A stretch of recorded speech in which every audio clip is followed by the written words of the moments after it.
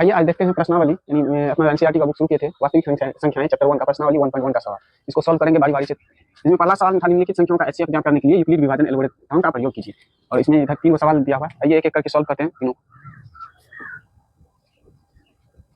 पहला क्वेश्चन है 135 और 225। अब ये दोनों का एचसीएफ निकालने के लिए यूक्लिड विभाजन एल्गोरिथम का प्रयोग करना है। तो ये मान लेते हैं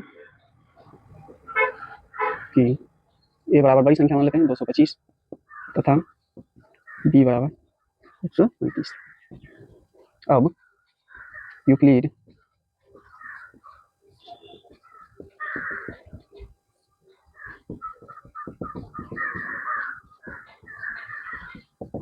विभाजन एल्गोरिथम से हम लिख सकते हैं ए बराबर बी क्यू प्लस आर, जहाँ क्या होगा आर का जो वैल्यू होगा 0 के बराबर या 0 से बड़ा होगा और बी से छोटा होगा। अब चलिए इसमें ए और बी में क्यू और आर, जो ये क्यू और आर है ये निकालते हैं। इसके लिए हम क्या करेंगे, छोटी संख्या से बड़ी संख्या में भाग दे देंगे, यानी कि 135 से भाग दे देंगे। कितना है 225 में, पहले तो एक ही लगेगा 135, 0 12 3 9। तो इसको हम लिख सकते हैं 225 बराबर में 135 इंटू, इसको स्टेप 1 लिखिए 1 प्लस में आर रिमाइंडर नंबर। क्योंकि आर बराबर 0 आया नहीं इसलिए स्टेप दोहराएंगे, लिखेंगे स्टेप 2। अब इस बी को फिर से ए बना लेना है 135 बराबर, फिर क्या करेंगे इस 90 से भाग दे देंगे 135 में।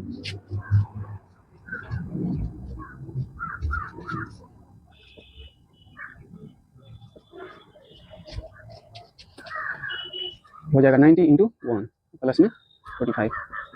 यहाँ भी आर बराबर 0 नहीं आया इसलिए अब तीसरा स्टेप देखेंगे, स्टेप 3।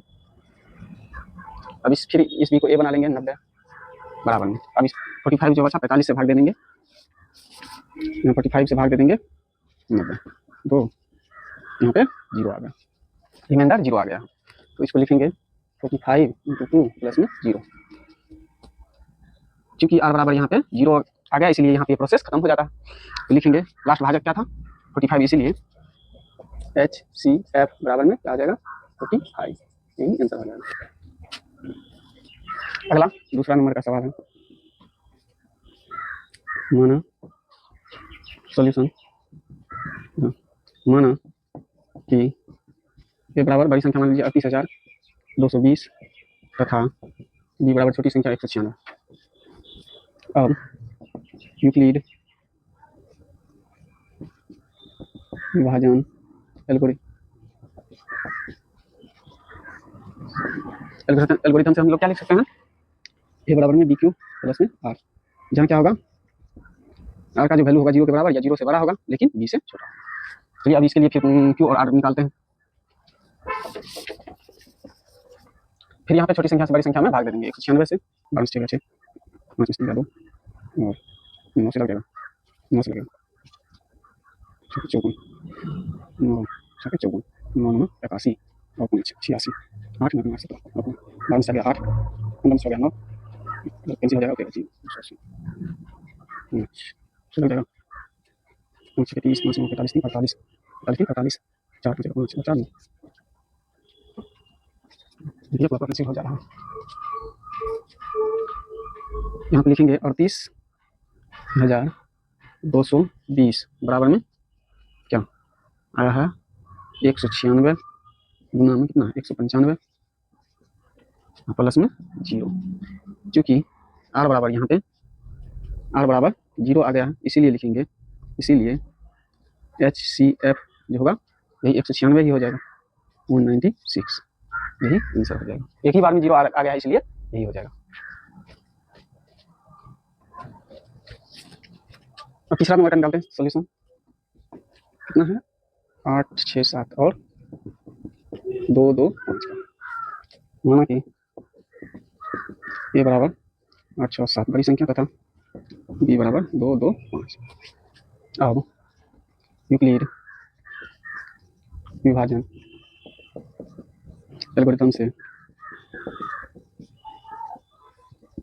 इसको हम क्या लिख सकते हैं एल्गोरिथम से, ए इज इक्वल टू में बी क्यू प्लस आर, जहाँ पे क्या होगा आर का वैल्यू 0 के बराबर या 0 से बड़ा होगा लेकिन बी से छोटा होगा।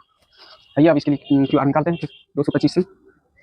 भाग देते हैं कितना में 8 6 7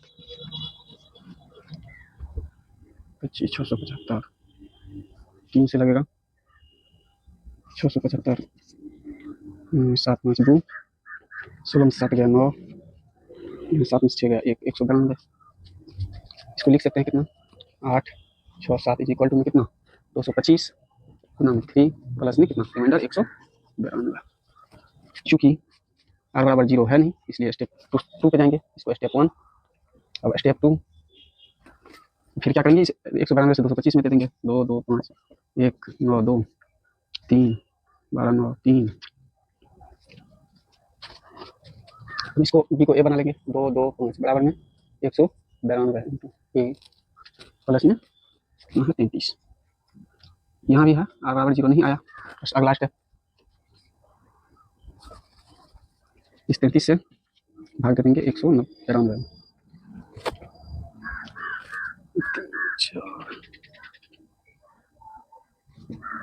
15 116 12 में से 5 गया 7 8 में से 6 गया 2 27 स्टेप 3 35 192 इक्वल टू में 35 इंटू 5 प्लस में 27 r बराबर 0 अभी भी नहीं आया अगला स्टेप 27 से 33 में फिर 1 27 6 स्टेप 4 33 बराबर में 27 प्लस 6 r बराबर यहाँ भी 0 नहीं है स्टेप 5 पाँचवा स्टेप 6 से फिर दे देंगे 27 में 4 24 3 अब यहाँ लेंगे 27 बराबर में क्या 27 में दिए 6 4 प्लस 3 r बराबर 0 यहाँ भी नहीं आया अब इस 3 से दे देंगे 6 में 2 यहाँ पे r बराबर 0 आ रहा लिखेंगे स्टेप 6 6 बराबर में 3 गुना में 2 प्लस में 0 क्योंकि r बराबर यहाँ पे 0 हो गया इसलिए यहाँ पे स्टेप अपना जो स्टेप है खत्म करते हैं इसको अब लास्ट में भाजक क्या था 3 अंतिम सबसे अंतिम भाजक 3 है जहाँ पे हमको क्या मिल रहा है 0 शेष मिल रहा है इसीलिए इसका जो HCF हो जाएगा कितना हो जाएगा 3 आंसर ठीक है अब अगला क्वेश्चन देखते हैं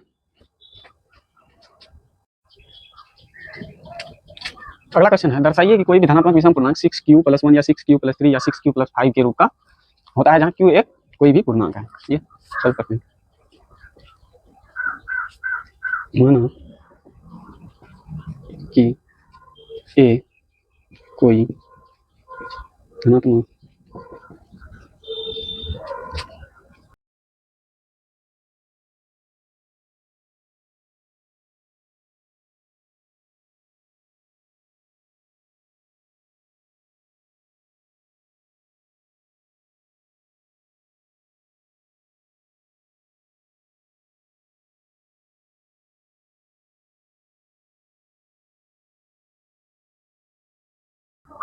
मान लिया कि ये कोई धनात्मक विषम पूर्णांक है जिसको 6q + 1 6q + 3 या 6q + 5 के रूप में लिखा जा सकता है अब ए मान लीजिए अब ए को ए बराबर में bq प्लस आप लिख सकते हैं ये हमारा कोई मान लिया धनात्मक विषम पूर्णांक है इसको ए बराबर में bq + r के रूप में लिख सकते हैं जहाँ r का वैल्यू जो होगा क्या क्या होगा 0 से बड़ा होगा और b से छोटा होगा 0 के बराबर ही हो सकता है अब इसमें देखिए b का वैल्यू क्या दिया हुआ है भाजक 6 दिया हुआ है लिखेंगे चूंकि b बराबर में कितना है 6 है इसीलिए r का संभावित मान क्या क्या हो सकता है r का संभावित मान b 6 है b 6 है तो r का क्या हो सकता है 0 0 1 2 3 4 और 5 और 5 तक हो सकता है 6 तो होगा नहीं 6 से छोटा ही होगा तो 5 तक अब इसको देखिए यूक्लिड के फॉर्म में लिखते हैं यूक्लिड विभाजन प्रमेयिका से अब यूक्लिड विभाजन प्रमेयिका से हम इसको कैसे लिख सकते हैं ये इसको इस फॉर्म में लाते हैं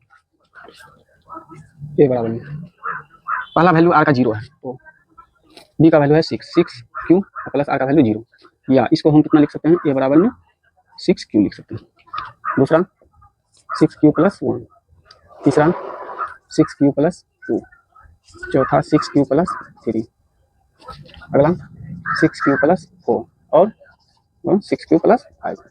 इतना तक लिख सकते हैं इसको। अब क्या करेंगे, इस क्यू का प्रत्येक क्यू का अलग अलग क्यू की जगह पे यहाँ पे लिखा हुआ है जहाँ क्यू कोई पूर्णांक है, तो क्यू की जगह पे कोई पूर्णांक लेके देखते हैं अब क्या क्या आता है इसमें। चलिए इसमें ले लेते हैं ए बराबर 6 क्यू की जगह पे 1 लीजिए, प्लस 0 है तो 0 ही होगा, और 0 है तो 6 गुना 1 बराबर 6 आया। अब इसमें लीजिए ए बराबर 6 क्यू का 1 ले लीजिए, प्लस में आर का वैल्यू 1, तो क्या हो रहा है इसमें हो जाएगा ए बराबर 6 का 6 1 7, ए बराबर 6 प्लस 1 बराबर कितना 7। अगला में 6 इंटू 2 प्लस 2, इसलिए ए बराबर 12 प्लस 2 बराबर क्या आएगा 14। अगला में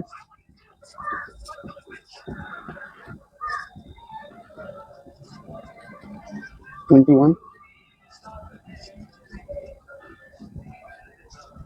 24 प्लस 28, लास्ट इसमें 24, इसलिए बराबर क्या हो जाएगा 30 और प्लस 5 बराबर 35। अब देखिए इसमें क्या रहा 6 क्यू प्लस 1 6 क्यू प्लस 3 या 6 क्यू प्लस 5 के रूप का होना चाहिए। अब आइए इसमें देखते हैं पहला क्या है 6 क्यू प्लस 0, 6 क्यू प्लस 0 के रूप में लिखा गया तो क्या मिला 6 मिला, यानी सम संख्या। 6 क्यू प्लस 1 के रूप में लिखा गया तो क्या मिला विषम पूर्णांक। तो पूर्णांक लिख लीजिए, पूर्णांक। वैसे ही 6 क्यू प्लस 2 के रूप में लिखा गया तो सम पूर्णांक, 6 क्यू प्लस 3 के रूप में विषम, 6 क्यू प्लस 4 के रूप में सम, 6 क्यू प्लस 5 के रूप में विषम। यहाँ पे क्या देखते हैं एक बार सम पूर्णांक मिल रहा है, एक बार विषम पूर्णांक मिल रहा है, फिर एक बार सम पूर्णांक मिल रहा है, एक बार विषम पूर्णांक मिल रहा है, फिर एक बार सम पूर्णांक, एक बार विषम पूर्णांक। इससे स्पष्ट है कि जिसमें देखिए 6 क्यू प्लस 1 के रूप में लिख रहे हैं तो विषम पूर्णांक, फिर अगला 6 क्यू प्लस 3 के रूप में लिख रहे हैं तब विषम पूर्णांक, फिर उससे अगला 6 क्यू प्लस 5 के रूप में लिख रहे हैं तब विषम पूर्णांक मिल रहा है। अतः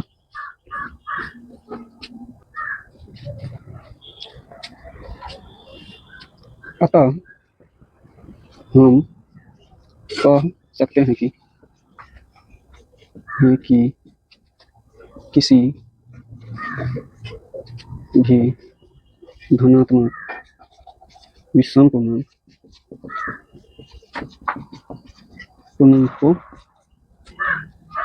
6 क्यू प्लस 1 या 6 क्यू प्लस 3 या 6 क्यू प्लस 5 के रूप में ही लिखा जा सकता है।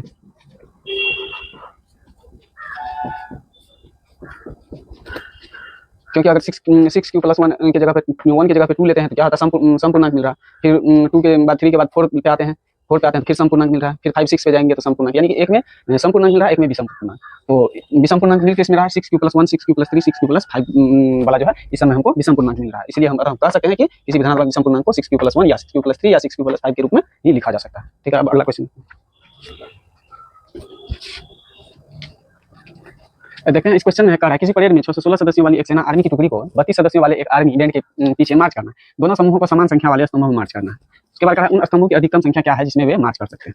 चलिए आइए देखते हैं क्या लिखेंगे सॉल्यूशन। मान लेते हैं माना कि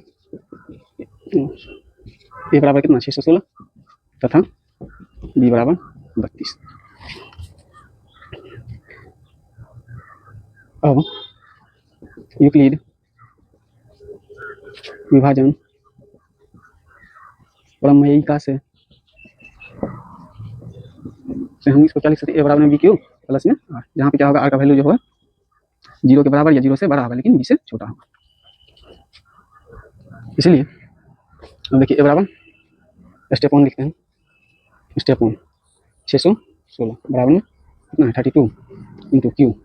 अब यही 32 से भाग दे देंगे 616 में 32 और 11 2 9 यहाँ बच्चा 5 3 2 29 6 कितना से लग जाएगा 9 2 18 9 से देते हैं 9 2 18 1 9 के 7 1 28 कितना बचा 16 में 8 गया 8 और कट जाएगा तो 19 प्लस में 8। चूँकि यहाँ क्या हुआ आर बराबर 0 नहीं हुआ इसलिए स्टेप दोहराएंगे स्टेप 2 और फिर इस 8 से भाग दे देंगे किसमें 32 में 4 32 ये 0 आ गया। तो अब लिखेंगे 32, इस बी को ए बना लिए, कितना है 8 इंटू 4 प्लस में 0, क्योंकि यहाँ पे क्या होगा r बराबर 0, इसीलिए HCF क्या हो जाएगा 8, 8 हो गया। अतः क्या है स्तंभों की, तो स्तंभों की अधिकतम संख्या, अधिकतम संख्या बराबर में क्या हो जाएगा 8 आंसर। स्तंभों की संख्या 8 होगी, अधिकतम संख्या 8 होगी जिसमें वे मार्च कर सकते हैं। ठीक है, अगला क्वेश्चन।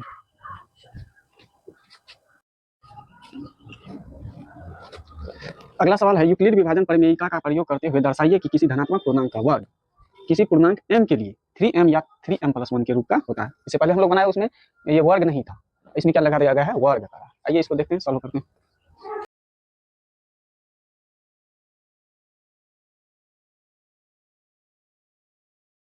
माना कि ए कोई धनात्मक पूर्णांक है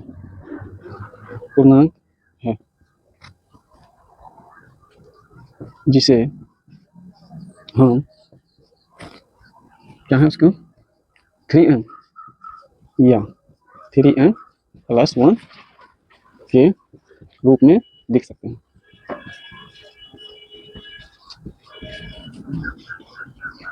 मान लिया है कि ये कोई धनात्मक पूर्णांक है जिसको हम 3m या 3m+1 के रूप में लिख सकते हैं। अब देखिए यूक्लिड विभाजन प्रमेयिका से ए बराबर क्या हम लोग पढ़ते हैं BQ प्लस में R, जहाँ पे क्या होगा R का जो वैल्यू होगा 0 के बराबर होगा या 0 से बड़ा होगा लेकिन B से छोटा होगा। अब देखिए इसमें इस जो पढ़े हैं यूक्लिड डिवीजन एल्गोरिथम, इसके हिसाब से हम अब इसको लाएंगे इस फॉर्म में। तो यहाँ पे क्या है B का जो वैल्यू है यानी भाजक जो है क्या है यहाँ पे 3 है, क्योंकि B बराबर में यहाँ पे दिया हुआ है इसमें 3, इसीलिए R का संभावित मान क्या क्या हो सकता है B से छोटा और 0 के बराबर और 0 के बड़ा। तो R का संभावित मान क्या हो सकता है 0 हो सकता है, 1 हो सकता है और 2 हो सकता है। B 3 है तो 3 से छोटा होना चाहिए, 2 तक होगा।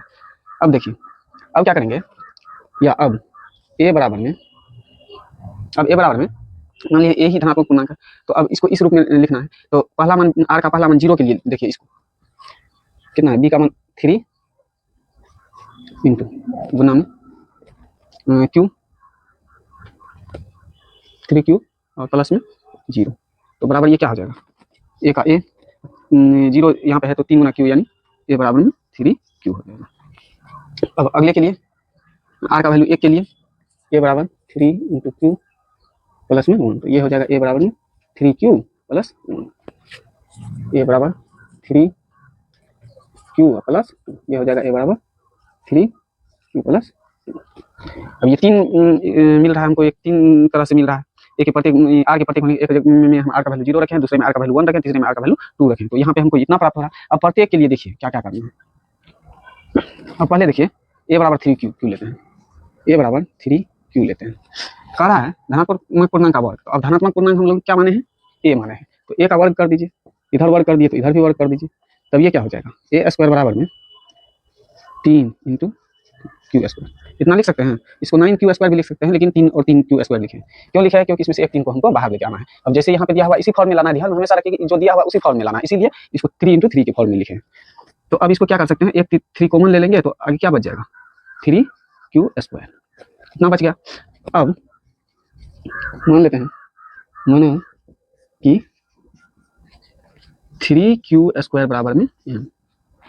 अब ये जो है m, इसमें क्या कह रहा है, इसमें कह रहा है किसी पूर्णांक m के लिए, यानी कि इस पे यहाँ पे कोई q की जगह पे कोई भी पूर्णांक लिख दे देंगे कोई भी पूर्णांक, तो उससे क्या हो जाएगा हमको यहाँ पे एक वैल्यू आ जाएगा, जो वैल्यू क्या होगा m का होगा। यहाँ पे इसी को m माने हैं तो कोई भी वैल्यू ले लेंगे तो वो m का होगा, और m क्या कह रहा है यहाँ पे 3m, यानी कि ये जो यहाँ पे m लिखा हुआ है वही m, इसको हम मान लिए हैं। तो अब माना कि 3Q² बराबर m, तब हम इसको क्या लिख सकते हैं, इसको लिख सकते हैं 3m, क्योंकि ये जो बीच में इतना है इसको हम क्या मान लिए हैं m मान लिए हैं। अब ये कहाँ से आया r बराबर, R का जब वैल्यू 0 होता है इसके लिए, यानी कि A बराबर में 3Q बराबर, ये बराबर 3m आया है। चलिए अब बचा दो और आगे R का वैल्यू एक बार 1 रख के और एक बार 2 रख के, ये दोनों भी देख लेते हैं क्या क्या आता है। अब देखिए आर बराबर 0 रख लिए थे, 1 लेने पर तो हमारा समीकरण क्या आया था, ए बराबर में 3q प्लस 1 ये आया था। अब क्या करेंगे, इसमें भी दोनों ओर वर्ग कर देंगे, क्योंकि वर्ग का ही निकालना है। तो अब देखिए क्या जाएगा, ए स्क्वायर बराबर हो जाएगा 3q प्लस 1, इसको ए प्लस बी के होल स्क्वायर के रूप में लिख लीजिए। तो क्या हो जाएगा, ए स्क्वायर यानी कि 3q स्क्वायर प्लस 2ab 3 1 3 6 6 लिख लीजिए, 6q प्लस बी स्क्वायर यानी कि 1 का स्क्वायर।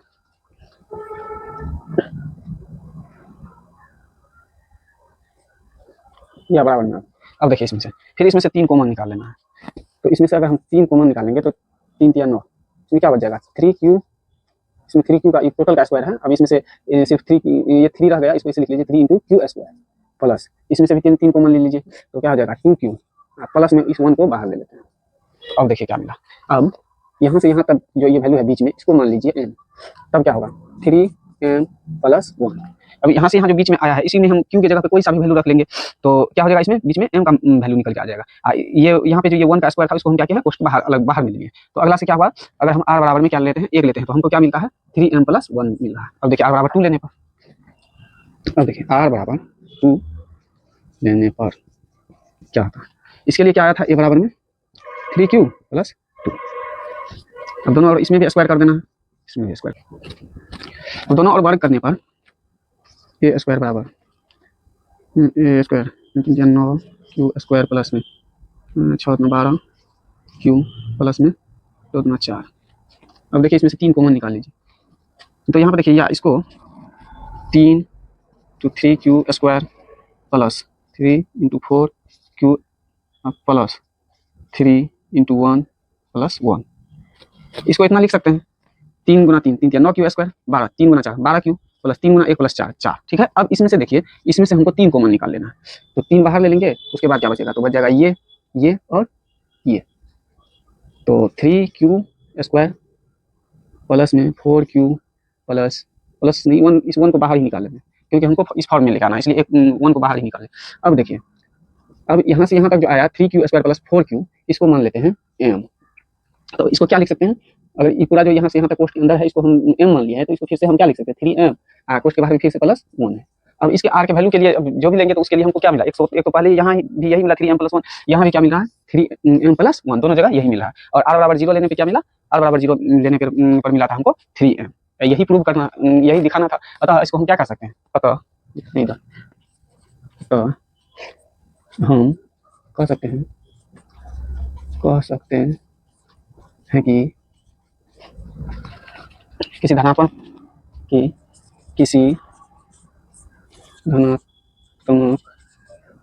धनात्मक पूर्णांक का वर्ग,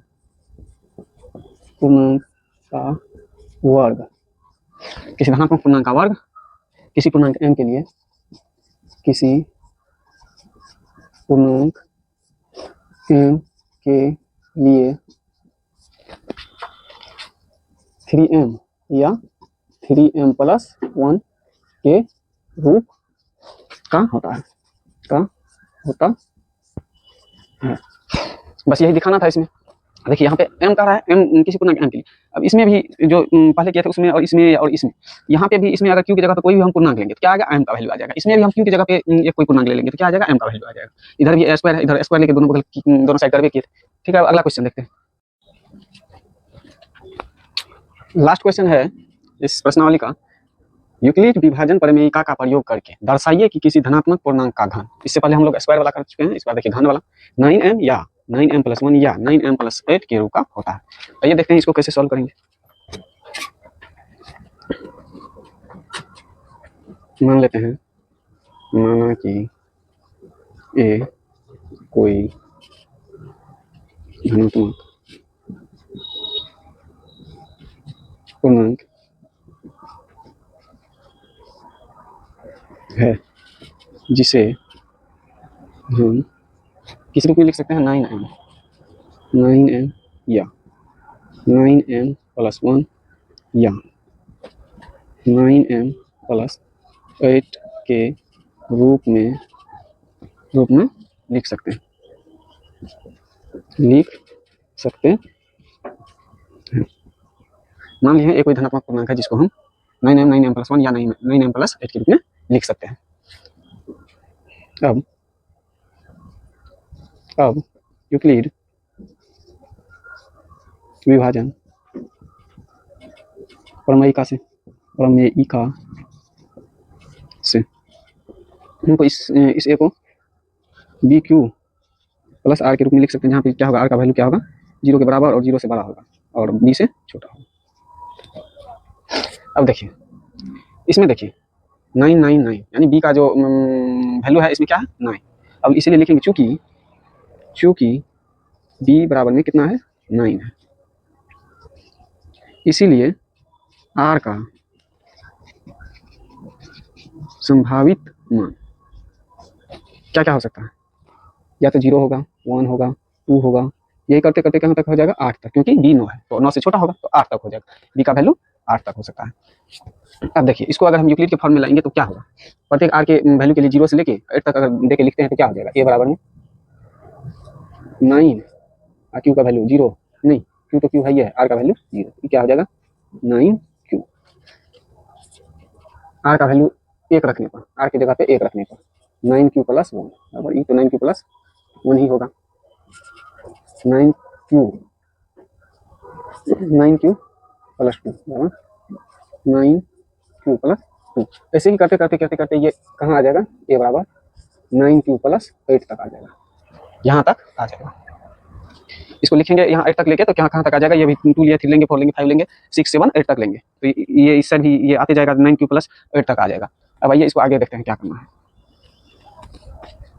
अब कह रहा है हमको दिखाना यह है कि ये किस फॉर्म में होता है, 9m या 9m+1 या 9m+8 के रूप का होता है, इसी को दिखाना है, इसी को करेंगे। अब मान ले लेते हैं, पहला ही वैल्यू ले लेते हैं। अब r बराबर 0 लेने पर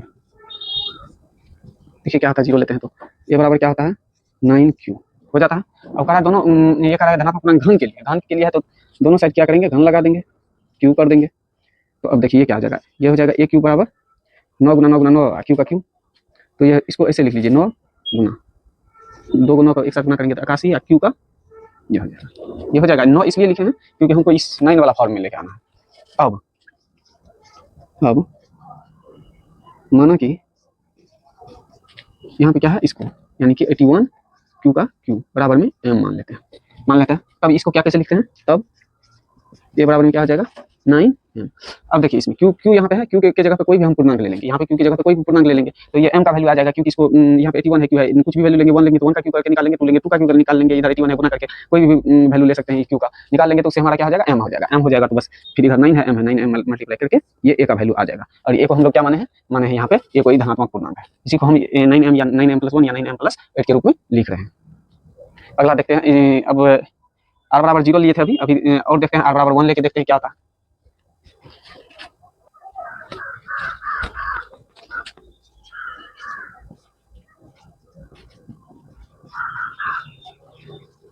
अब r बराबर 1 ले लेते हैं तो a बराबर क्या हो जाएगा 9q प्लस 1। ठीक है, अब फिर इसमें भी वही काम करेंगे, दोनों ओर घन कर देंगे तो इधर हो जाएगा a क्यू इधर। अब देखिए ये a प्लस बी के होल क्यूब के रूप में आएगा, तो इसका फॉर्मूला क्या होता है इधर लिख देते हैं, ये होता है a cube plus 3a² b plus 3ab² plus b cube, a plus B के होल क्यूब के बराबर में। अब इसी a प्लस बी का यहाँ पे स्क्वायर हो गया, होल क्यूब के रूप में लिखना है तो इसका फॉर्मूला क्या क्या होगा, a cube plus 3a² b plus 3ab² plus b cube. अब इसी के फॉर्म में इसको लिखिए, अब देखते हैं क्या होता है। तो पहला हो जाएगा 9 यानी कि 9 गुना 9 गुना 9 हो जाएगा, तो 9 गुना 81 81 क्यू का क्यू कर लीजिए, क्यू है ठीक है, प्लस 3a² b, तो 3 का 3a² यानी 81 क्यू²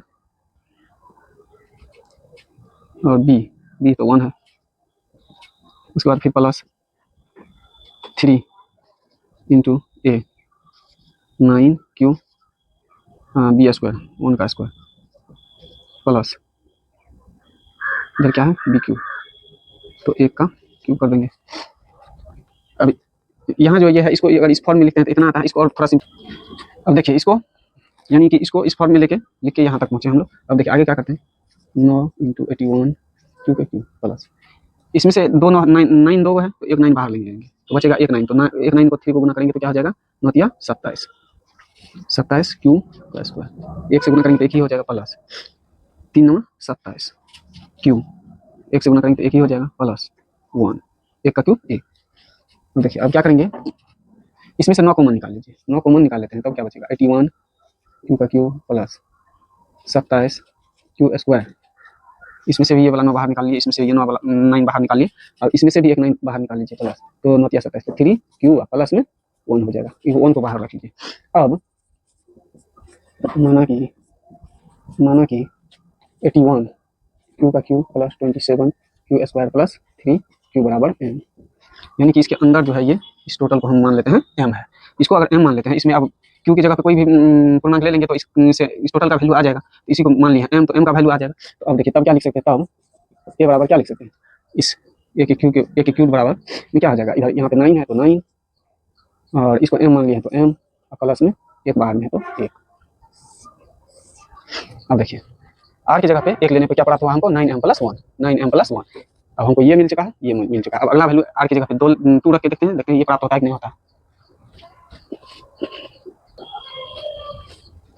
अब r की जगह पे 2 ले लेते हैं चलिए तब देखते हैं तब क्या हो जाएगा a बराबर में 9q + 2। अब इसमें फिर वही दोनों और क्यूब लगा देंगे।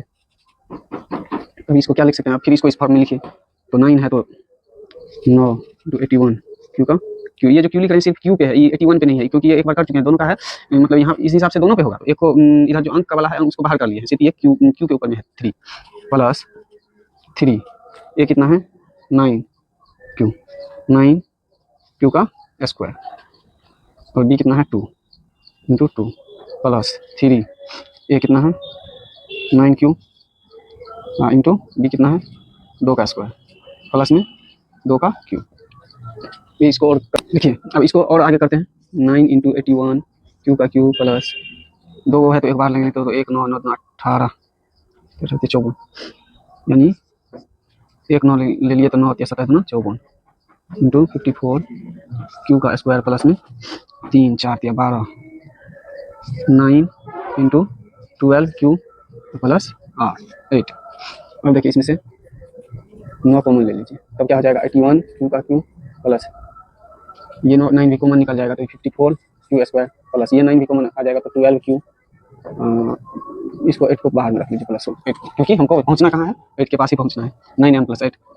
अब फिर इसके अंदर का जो है इसको मान लीजिए m। अब 81 क्यू का Q plus 54 Q square plus 12 Q बराबर m लेने पर अब फिर इसके अंदर का जो है इतना का बराबर में ले लिए m। तो इसमें फिर वही चीज़ है एक क्यू यहाँ क्यू है क्यू का कोई भी वैल्यू लेंगे तो हमारा m निकल के आ जाएगा।